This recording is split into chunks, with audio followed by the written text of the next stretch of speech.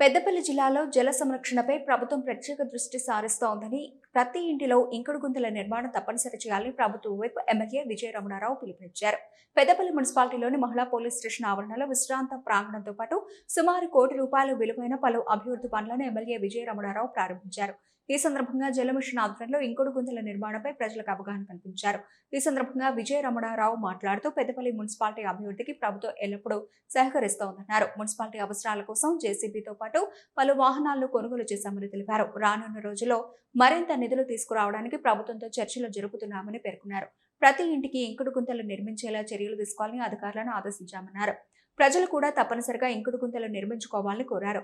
ఇంకుడు గుంతల వల్ల భూగర్భ జలాలు పెరుగుతాయని ప్రజలకు వివరించాలన్నారు. నీటి కొరత సమస్యను ఎదుర్కొనేందుకు ఇంకుడు గుంతల నిర్మాణం అత్యంత కీలకమని, ప్రజల సహకారంతో ఈ కార్యక్రమాన్ని విజయవంతం చేయాలని విజ్ఞప్తి చేశారు.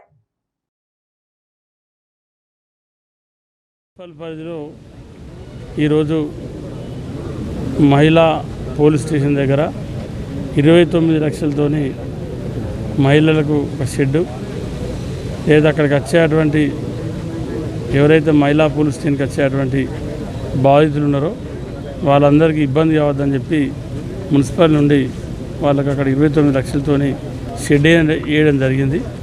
మరి అదేవిధంగా దాంతోపాటు మరి 43 లక్షలతోని పెద్దపల్లి మున్సిపాల్ నుండి మరి ఇక్కడ చైర్మన్ మల్లన్న గారు కానీ కౌన్సిలర్ పాలకవర్గ సభ్యులందరూ కలిసి 43 లక్షలతోని ఫుక్లేన్ తీసుకోవడం జరిగింది.